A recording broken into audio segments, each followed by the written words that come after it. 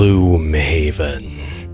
A massive experience in a massive box. Seriously, one of the great Goliaths of our generation of dungeon crawling. The game, designed by Isaac Childress and published and distributed by Cephalofair, for 1 to 4 players that claims to take only 30 minutes per player, ages 14 and up, is the recipient of also a massive amount of awards. It has not made its appearance on the channel yet. I'm afraid we're not ready for this level of complexity, this level of commitment. We need something a little bit more entry level, but where to start? Gloomhaven 2nd edition is out and it doesn't have a box that weighs any less. Frosthaven is $200 that I don't have. Jaws of the Lion seems like a promising start, but I came across this first at my slightly local, not really, game store. The enormously massive Gloomhaven Buttons and Bugs. All of the strategy and adventure of the original Gloomhaven in a unique standalone single-player adventure. This time for 1 player ages 10 and up. A game claims to be approximately 20 minutes. Well, this massive box looks to be right up my alley, so let's get into it. Positively enormous wait a minute. Hold on a second. Wait. That's it? That's Gloomhaven Buttons and Bugs? This box is actually huge. I just have ginormous hands. I have to say, this is not what I expected at all. Gloomhaven and its mercenaries get shrunk down in this unique standalone single-player adventure. The box includes 6 unique mercenaries, each with a micro miniature, character card, 8 double-sided ability cards, and more, 22 scenario cards with mini battle maps, 24 condition tokens, and 10 double-sided monster stat cards featuring 20 distinct foes. Obviously, is a choking hazard. We'll need to scan the code on the side to get the tutorial and the rules and all that. There can't be enough in here to justify the $20 USD price tag, right? That's the price I paid at my friendly, not-so-local game store, by the way. But if I want to get into Gloomhaven, then it's going to have to be this, I think. So we're going to unbox Gloomhaven Buttons and Bugs. Why did they call them micro miniatures? They had every opportunity to say microatures. Mini and micro are already 2 different things in the Latin scale of proportion. Whatever. By the way, if this is full of buttons and actual bugs, I'm going to be very, very amused and cross at the same time. Very schadenfreude there. And nothing on the inside of the lid. It's been over 30 years, Ash. You can stop checking the bottoms of lids. We do have a learn to play. Well, that's a surprise, a very pleasant one. I thought they said that the rules were only available online. It's not the full rules, but it's still enough to get you started, so that's great. Here they are, the microatures. Look at that, they weren't kidding. We'll get a closer look at those here in a minute. We have the cubes that are so well known on the Game Crafter. You know, I've actually become somewhat attached to these differently colored, slightly translucent cubes that I've been getting in my tin games. It's really nice to see that.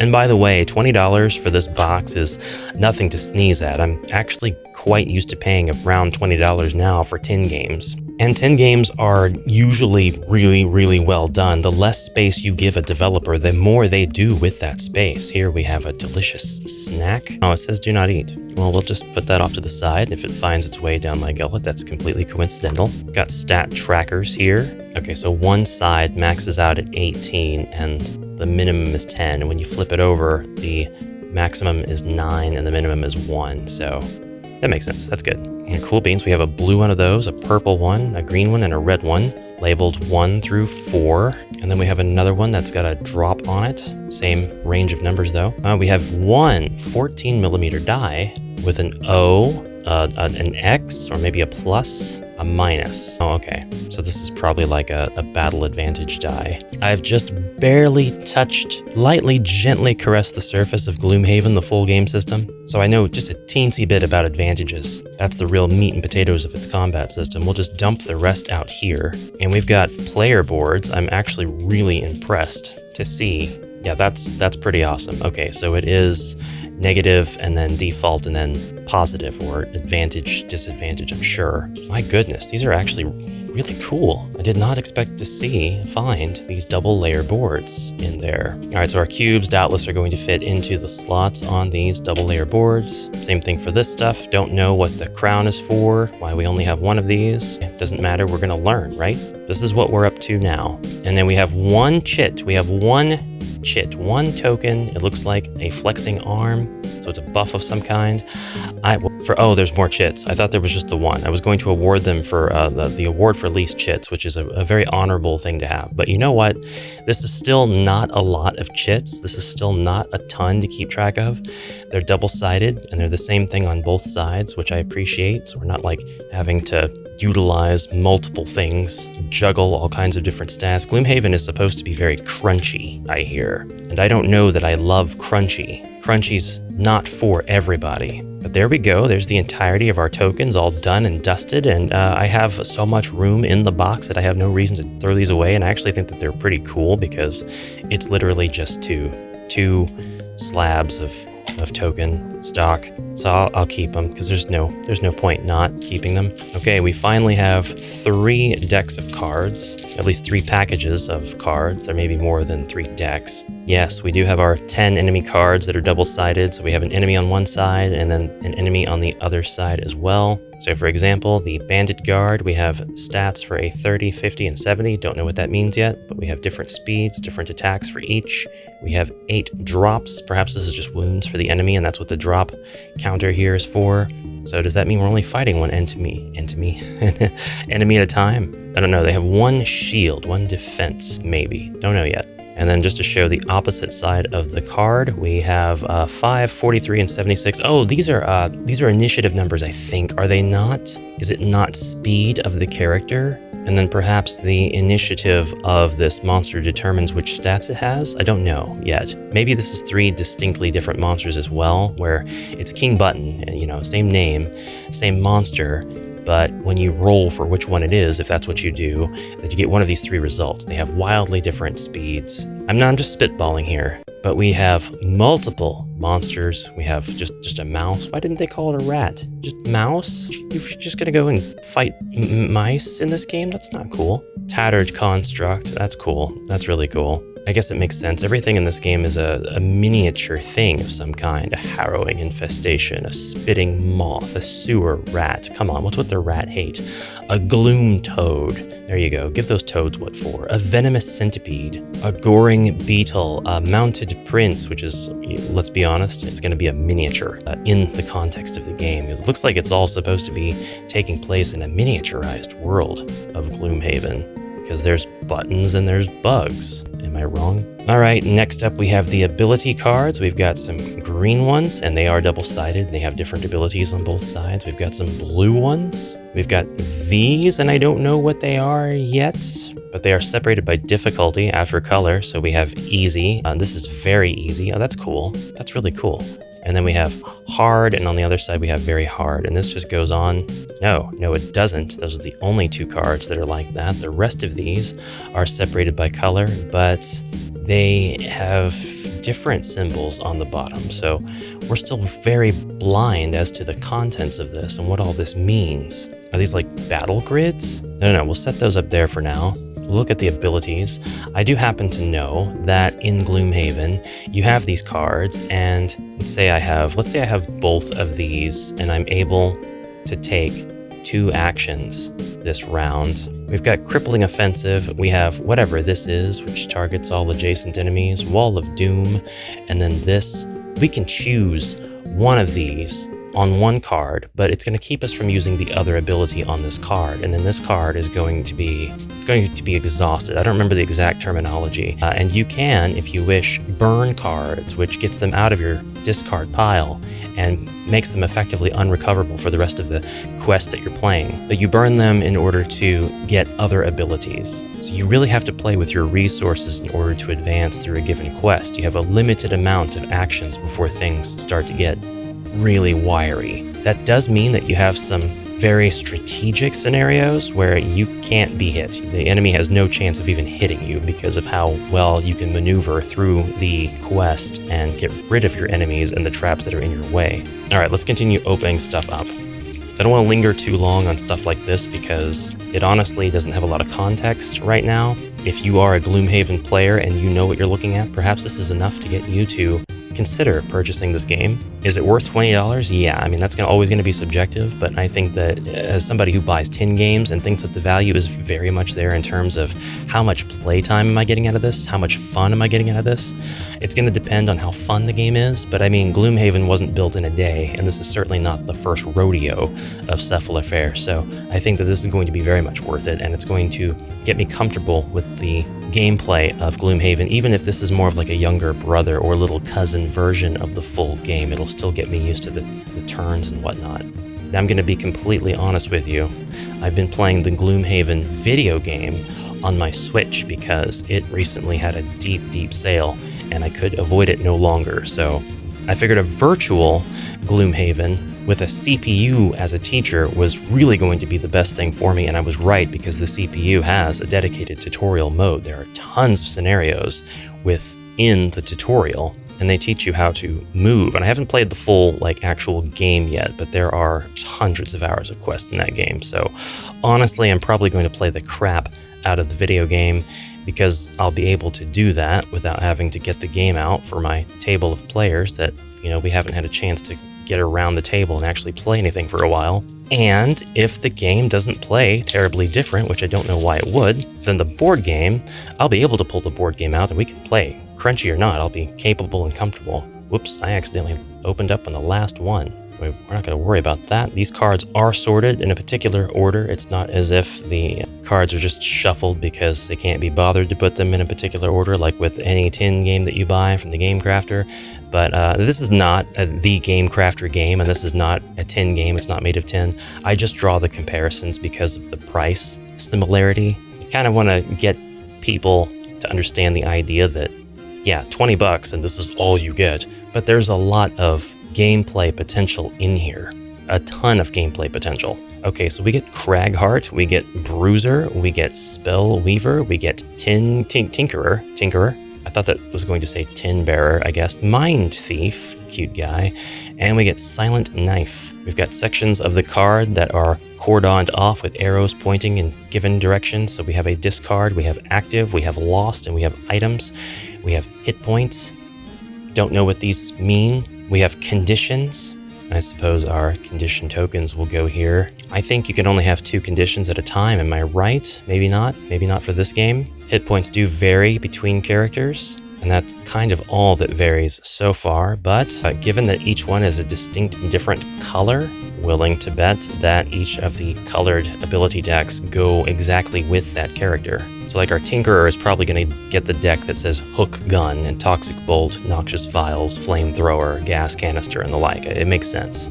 Not saying they'll get all those abilities on turn 1, but Cragheart is getting Rocky End, Lumbering Bash, Explosive Punch, Meteor. Yeah, it makes sense. Silent Knife gets Throwing Knives, Single Out, Backstab, Serrated Arrows, Open Wound, Pain's End. Bruiser is getting Trample, Immovable Phalanx, Warding Strength, Shield Bash, Spare Dagger. Spellweaver is getting Chromatic Explosion, Twin Beams, Arcane Bolt, Freezing Nova, Fire Orbs. Love that. And the Mind Thief is getting Parasitic Influence, Withering Claw, the Mind's Weakness, Scurry, Vicious Blood Pilfer. I'm not reading all the abilities, obviously. I'm just reading, half of them, most of them, whatever. Okay, and next we have the Scenario deck. Flip this card. That Shrinking Feeling. What a time for Gloomhaven. First, a black tornado from the void nearly destroyed the city. Then there were reports of the very essence of corruption trying to end everything. But all's well that ends well. It might be like spoiler territory, or at least vaguely hinting at the events of Gloomhaven and or Jaws of the Lion. I don't know if it's also got Frosthaven vibes, or if Frosthaven is a completely separate area than Gloomhaven. I haven't even looked at the box for Frosthaven because I know I can't afford it right now. Not in money, not in time, not in space. At the center of both events, Hale, a mysterious Esther, who lives in a derelict tavern, the Crooked Bone. It is said she can turn anyone into a hero, exactly what you want to be. Ooh.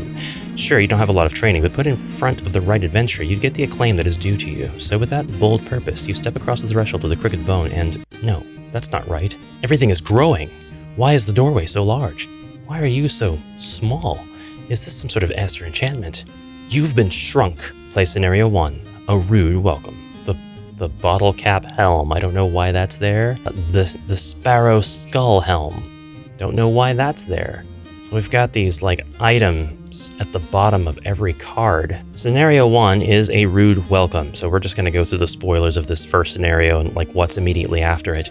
Got some fancy gear there. You whirl around, taking in your familiar yet unfamiliar surroundings. Your attention settles on a scruffy character behind you, luckily on par with your diminutive stature. Nice and shiny, like it's never been used. Hand it all over and I'll let you live. Well, that simply won't do. Your gear is unused, but there's really only one solution for that. Monster, Bandit Guard. Goal, defeat all monsters. Well, your gear certainly isn't shiny anymore, and it wasn't even particularly fancy to begin with. This must be the winning text. So we'll go ahead and read it anyway. Then we'll get on with the other side of the card, which I imagine has our layout for the quest or the dungeon. The scenario, I need to call them. Got the job done at least, but your situation is quite dire. You'll need to survive long enough to find out how to restore yourself to original size, but for now you'll need to deal with the vermling that just appeared. Read the collector. We will not. Well, I will. Hold on. Okay, so it literally just goes into... So you read this, and now it's telling you you can now equip items during scenario setup. Play scenario 2, crossing the road. In a fun way, it actually gives you a tutorial that builds up your skills, and it allows you to unlock them. So this is a rude welcome. I don't know what any of this means right now. I guess Bandit 1, Bandit 2. Then we've got interactables. We've got traps, such as the hole in the floor, and this spiky thing in front of it. There are probably things that keep you from moving to certain points if you're not going to be productive, or else there's going to be consequences. But on that note, we need to look at the micro miniatures. So you know we're going to have to get up close and personal, right? These are smaller than the miniatures I got that are 1/72nd scale. What do you call this scale? This is like 150th. I'm gonna have to get down, focus, and then zoom in to show you. All right, bear with me. All right, this is Cragheart. This is Cragheart. Yeah, I know. Don't worry about my calloused fingers, please. Cragheart. Wonderful. This is our Tinkerer. I dare you to paint these guys. I dare you. I challenge you. Actually, I'll take myself up on that challenge. I'd like to paint them. Why not? Who can stop me? Nobody can stop me. This is the Spellweaver. Ooh, I could paint one orb red and one orb blue because she seems to be of mixed elementalism. Very cool, very cool. The detail is like not terrible. Like I've literally had 32 and 28 figurines with worse detail. I'm looking at you, whiz kids. I'm looking at you, Nolzers. Sorry, it never gets old making fun of them. This is Silent Knife. Silent Knife. Holy knife. Sorry. Well, it's good to know the shrinking spell didn't shrink everything. I'm sorry. That was unwarranted, if maybe true. This is the Mind Thief. And he's a little bit harder to make out the features of, but his grin is there. Again, stop looking at my nails, please. His tail is there. Everything is make-outable. Like you can make out the details, not that you can make out with him. Why would you even suggest, why are you even thinking about that? And this is the Bruiser. He's actually the most impressive out of all the miniatures. And now I'm gonna show you how big these guys were. We are hella zoomed in. We zoom out now. And yeah, these are the 5 miniatures I just showed you. Micro mini, they're not kidding. They're small. And they go on these hexes and they fit very well within the hex. That's it. That's the game. Okay, so our enemies probably gonna go into these spots here. Yep. And then you've got your enemy, basically, the health that they're gonna have. After you read the collector, it tells you to play scenario 2, which is called Crossing the Road. And I do wanna show you the scenario number 2, so spoiler alert, I'm just gonna show you the map for it basically. I just wanna show you, these are different. They're so different in every way. The backdrop is different. You're really going on a journey that visually takes you through all of these places. I'm going to go through the next just couple of scenarios. I'm not even really going to read them, but I will say it looks like the end of scenario 2 allows you to split up. The Bruiser will play scenario 4 and others will play scenario 3. And when I say Bruiser and others, you are playing all of the characters. It looks like you're playing all of them. This is a 1-player game. It's not a 1 to 5, 1 to 6. It is just 1 player. So it looks like you're going to be able to split up your characters due to the rules telling you to. And we're playing different scenarios with our different characters. Genius. So we have really different ways for this to go down. Buttons Arena is scenario 5. This is scenario 4. Barging in, characters standing up in front of the door, lining up, getting rid of obstacles in their way like rocks. The Mine Thief will now play Scenario 7, others will play Scenario 6, and it just goes on like that. Now, I don't see any more like things that allow you to take on new turn abilities or scenario abilities, anything like that. But I still very much appreciate the fact that it unlocked equipping items during scenario setup. Okay, so putting all that away for the time being, we have one card that explains the icons on the cards, and it's double-sided, and everything is different on both sides. We have the definitions for push, pull, target, range, damage, attack, move, jump, heal, shield, retaliate, and recover. So we know what all those symbols look like, what they're for. And then we have our icons for our status effects like poison, wound, strengthen, muddle, disarm, immobilize, and invisible, and pierce. And finally, we have our instructions around here somewhere. Where here they are. Learn to play. Anyway, that's what we have. And we won't be doing that in this video, I'm just looking, but Gloomhaven, Buttons and Bugs is a tactical combat game for one player. You will play as a mercenary in a series of scenarios that make up an exciting campaign story. Oh, and it's got a Dized tutorial, which is really great. Dized is awesome. If you get the chance to check out the Dized tutorial, that could even let you in on even more behind the scenes, like would I appreciate this? Would I like this? Nothing better than an interactive tutorial like that. Start by taking the deck of scenario cards, flip over the top card and read the story of that shrinking feeling. Before you begin, you'll need to choose a character. There are 6 available, each described in the back of their respective character card. This guide will be using the Bruiser. If you are new to the world of Gloomhaven, we recommend using the Bruiser to follow along. Gather the following: your character card, the matching miniature, the brown hit point dial.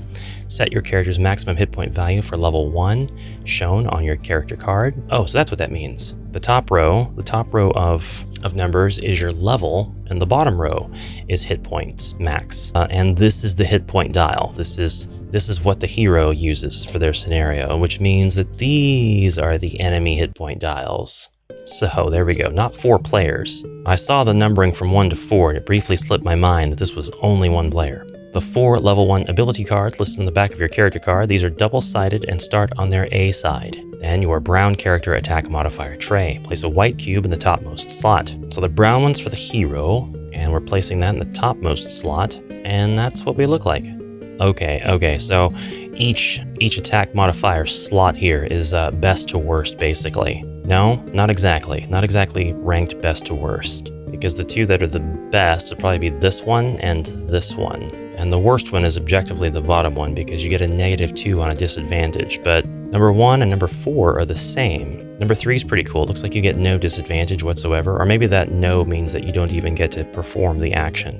Don't know yet. It's time to read Scenario 1, a rude welcome, in the next card in the scenario deck. Read the scenario entry up to and including the goal. Retrieve the Bandit Guard monster card noted in the scenario entry's monster list. Flip the scenario card over to its map side. Some hexes have terrain with special rules defined by their colored border. Neither you nor enemies can move through obstacles, but you can attack through them with ranged attacks. Hazards, which are orange, will hurt anyone that moves into them. These hazards deal 1 damage each time the hex is entered. Take note of the quantity and cube colors of the monsters shown on the map. Place cubes in the map hexes with Bandit Guard artwork.